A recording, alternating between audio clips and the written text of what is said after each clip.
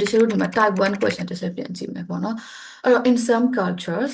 children are often told that they can achieve anything if they try hard enough နော်တချို့ cultures တွေမှာတဲ့ကလေးတွေကိုပြောတယ်ဘာပြောတော့ဆိုလို့ရှိရင် they can achieve anything if they try hard enough စူးစမ်းတယ်ဟေးဆိုလို့ရှိရင်နော် if they try hard enough စူးစမ်းတယ်ဟေးဆိုလို့ရှိရင် they can achieve anything ဘာမှမဆိုရတယ်လို့ပြောတာတချို့ culture တွေမှာနော်ကြတော့ what are the advantages and disadvantages of giving children this message တဲ့ကလေးတွေကိုငယ်ကလေးကအဲ့လိုပြောထားတဲ့အတွက်ကြောင့်မို့လို့ရလာတဲ့ advantages တွေကဘာတွေတုံးဖြစ်လို့စဉ်းစားပြီးအဲ့လိုပြောလိုက်တဲ့အတွက်ကြောင့်မို့လို့ရလာတဲ့ disadvantages တွေကဘာတွေလဲတချို့နှစ်ခုအနည်းဆုံးစဉ်းစားရမယ်ဒီ question type ကအများအား plural မေးတာ singular pronoun မမေးဘူးเนาะတချို့ two advantages two disadvantages အဲ့တိုင်းသွားမှာထားလိုက်တော့ကိုကငယ်ငယ်ကလေးရပေါ့နော်ကိုအိမ်ကကိုဘာဖြစ်ဖြစ်ကွာဟိုးဆိုလို့ရှိရင်အေးသားလေးစူးစမ်းရင်ရတယ်ပါမဆိုနော်အရှုံးမပေးနဲ့စူးစမ်းရမှာဒါအဲ့လိုမျိုးတွင်တင်ဆုံးမခံပြီးကြီးလာတာအဲ့ဒါဆိုလို့ရှိရင်ကောင်းတဲ့ကောင်းကျိုးတွေကဘာဖြစ်သွားတာတော့ကိုယ့်ပေါ်မှာ You will have built a habit of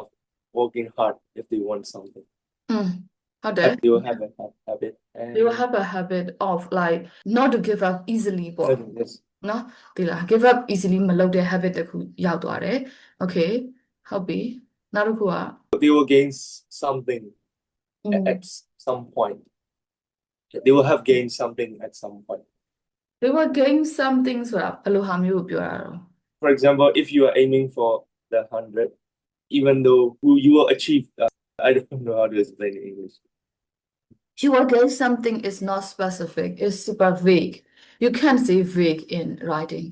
Yes. အဲ့လိုမျိုး vague ဖြစ်တဲ့ဟာမျိုးကျွန်တော်ပြောလို့မရ gain မှာရတော့ရတဲ့ဟာ you ဒီမှာမသေးကြဘူးဆိုလို့ရှိရင်ကျွန်တော် topic sentence ရေးအစမပြေဘူးလေအဲ့ဟာယူရှင်းဆိုရင်တော့မအောင်ဆိုတော့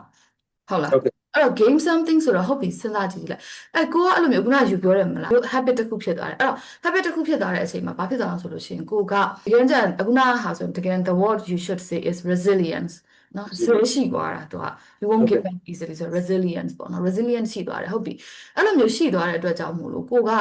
ဟုတ်ပြီခုနက you will gain something လို့ယူပြောတယ်မလားဘာ gain တာအောင်ဆက်စဉ်းစားကြည့်လိုက်ဟုတ်ပြီဘယ်တစ်ခုစလုပ်တယ်ဟေ့ဆိုလို့ရှိရင်ကိုကစိတ်ထဲမှာကိုယ့်အရင်ပြောတယ်စူးစမ်းရင်ဖြစ်တယ်လို့ပြောတဲ့အတွက်ကြောင့်မို့လို့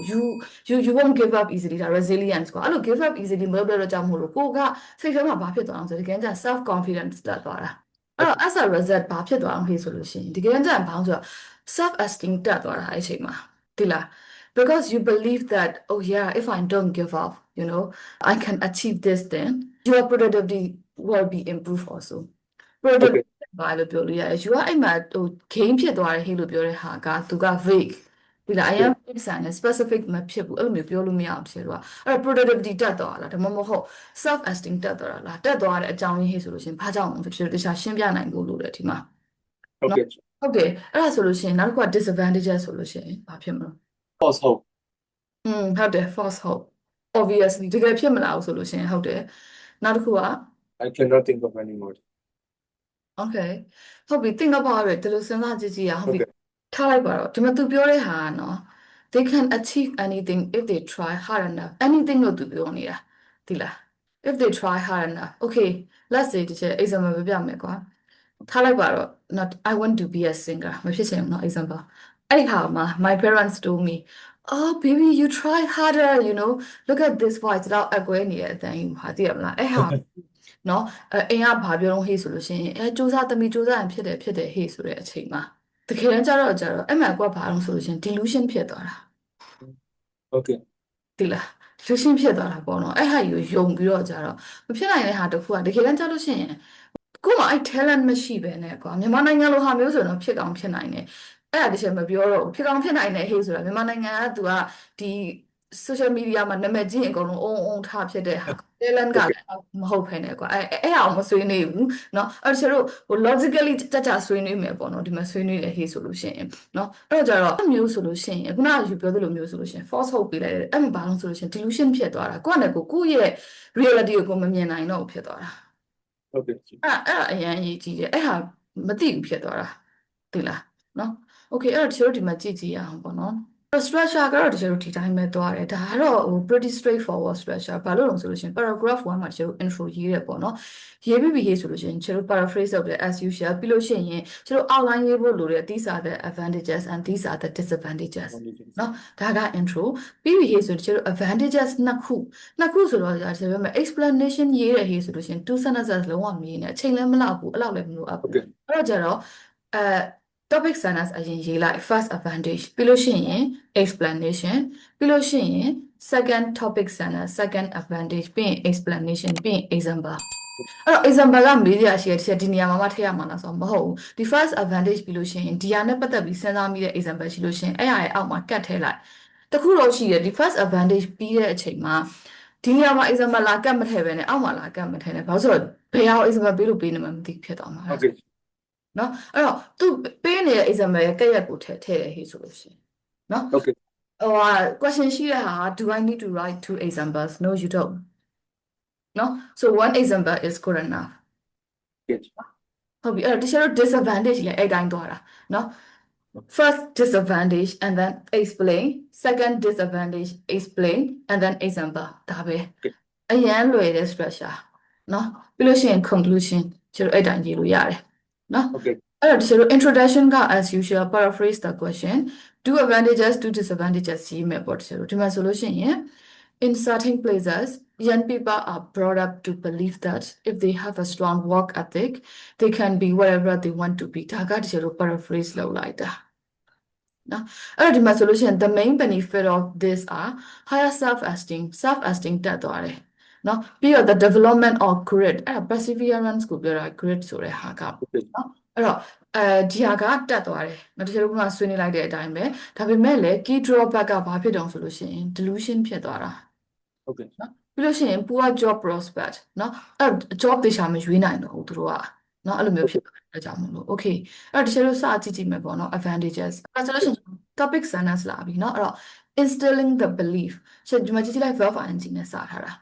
နော် Is to instilling the belief that a child can achieve their dreams with hard work okay အဲ့ဒီမှာ verb လာတယ် helps children build confidence in themselves နော်အဲ့တော့ဒါကတချို့ main topic sentence အဲ့တော့ဘာလို့ဆိုလို့ရှိရင်သူတို့ကိုသူတို့ confidence တက်အောင်လုပ်ပေးလိုက်တာနော်သူတို့ hard work နဲ့သူတို့ရဲ့ dreams တွေကိုရအောင်လုပ်လို့ရတယ်ဆိုတဲ့ဟာကြီးကဘာလို့ဆိုလို့ရှိရင် build confidence ဖြစ်သွားအောင်လုပ်ပေးလိုက်တာ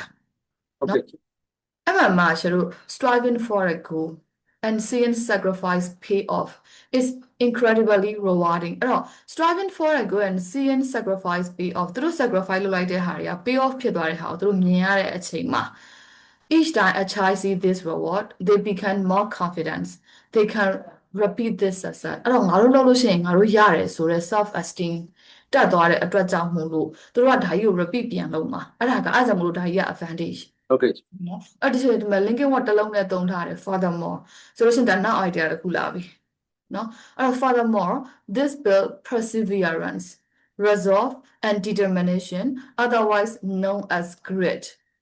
လို့ခေါ်တဲ့ determination perseverance ကို build လုပ်ပြီးတာနော်အဲ့ဒါကဘာတော့ဆိုလို့ရှိရင် which are essential characteristics for success in life အဲ့တော့ life မှာအောင်မြင်တဲ့ဟေ့ဆိုလို့ရှိရင်အဲ့ဒါ essential characteristic ပဲ Okay. ဟုတ်ပြီအဲ့တော့ teacher တို့ကဒီမှာ session နဲ့ပေါ့နော် once a child understand that their hard work and effort is what dictates success အဲ့တော့ကလေးတစ်ယောက်ကသူတို့ရဲ့ hard work နဲ့နော် effort က success ဆိုတဲ့ဟာကိုလုပ်ပြီးရဆိုတော့သူတို့သိသွားရေးဟေ့ဆိုလို့ရှိရင် they never give up until their goal have been achieved အဲ့တော့သူတို့ရဲ့ goals တွေသူတို့နော် achieve မဖြစ်မချင်းသူတို့ give up လုပ်မှာမဟုတ်ဘူးနော်အဲ့ဒါကတချို့တို့ဘာလို့ဆိုလို့ရှိရင် explanation လုပ်ပေးလိုက်တာနော်အဲ့တော့တချို့တို့ဒီဟာကဒါက accurate book ပါ grit ဆိုတဲ့ book တော်တော်နာမည်ကြီးတယ်သူကနော်အဲ့တော့ in her book called grit so Angela Duckworth ကသူကဘာပြောထားအောင်ဆိုလို့ရှိရင်ဒါသူပြောထားတဲ့ဟာကို quote လုပ်ပေးလိုက်တာပေါ့နော်အဲ့တော့သူက achievement ကိုသူ study လုပ်ခဲ့တယ်ပြီးတော့သူဘယ်လို conclusion ချလိုက်တော့ဆိုလို့ရှိရင် determination was essential for accomplishment Okay. နော်ဒီဟာတချို့ပြန်ပြောပြလိုက်တာအဲ့တော့ဒီမှာဆိုတချို့ပြန်ပြောရမယ်ဟေ့ဆိုရင်ပထမအောင်ဆုံး first advantage ရှိလိုက်တယ်ပေါ့နော်ရေးပြီးပြီဟေ့ဆိုလို့ရှိရင်တချို့တို့ explanation လာတယ်ပြီးလို့ရှိရင် second advantage ပြီးလို့ရှိရင် explanation ပြီးလို့ရှိရင်ဒီဟာနဲ့သက်ဆိုင်တဲ့ example ကိုတချို့တို့ဒီမှာကတ်ရေးလိုက်တယ် Okay. ဒါ type 1နော် အဲ့တော့ဟုတ်ပြီရှေ့ disadvantage လာပြီပေါ့နော်ဒါပေမဲ့လည်း if one blindly follow their dream blindly follow လို့ပြောရနော်ဒီမှာနော် they can become deluded နော်အဲ့ deluded ဖြစ်သွားပြီအဲ့အချိန်မှာဒါကဘာဖြစ်လို့လဲဆိုလို့ရှိရင် they can develop an unshakable belief in themselves which is not rooted in reality မှာ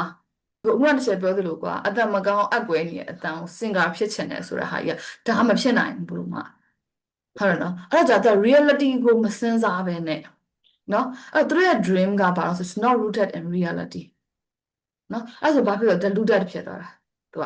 အဲ့တော့ another disadvantage ကဘာလို့ဆိုလို့ရှိရင် people with this mindset can get stuck in job with a meager salaries နော်အဲ့တော့ကျတော့အဲ့လိုလူမျိုးကသူကပတ်စံနည်းနည်းပဲရတဲ့ salary နည်းနည်းပဲရတဲ့နေရာမှာသူက stuck ဖြစ်သွားနိုင်တယ်ဘာလို့လဲဆိုလို့ရှိရင် when their confidence and determination results in them pursuing career that are not realistic for them သူတို့ရဲ့ confidence နဲ့သူတို့ determination ကကွာ realistic သူတို့အတွက်ဖြစ်မနေတဲ့နေရာမှာသူတို့ကစူးစမ်းနေတာခုနတစ်ချက်ပြောသလိုကွာတစ်ချက်သားအဲ့လိုမျိုး singer ဖြစ်ချင်လို့လုပ်တယ်ဟေ့ဆိုလို့ရှိရင်အောင်မြင်မှာမဟုတ်ဘူးဒီအတန်နဲ့ကွာသိလားနော်အဲ့တော့ကြာအဲ့မှာကိုကကိုယ့်ရဲ့အဓိက talent ကိုကရှာမှာ realistic မဖြစ်တဲ့ဟာမှာတော့ပြီးအချိန်ကုန်ခံရတဲ့အချိန်မှာအလုပ်ကောင်းကောင်းမရအောင်ပတ်စံကောင်းကောင်းမရှာနိုင်ဘူး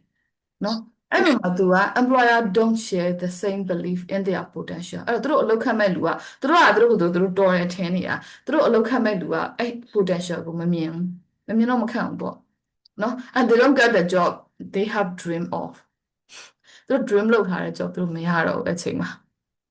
နော်အဲ့တော့မိဘတွေကတင်တဲ့အချိန်မှာ realistic ကြတင်ဖို့လိုတာအခုကဒီမှာကျပါစူးစမ်းရင်ရတယ်ဆိုစူးစမ်းရင်ရတယ်ဆိုအကုန်လုံးမရဘူးတကယ်တမ်းကြာလို့ရှိရင်ဟုတ်မလားနော်အဲ့တော့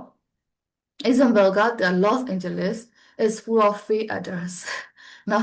believe they will be the next Hollywood star but are forced to do service job that require no formal education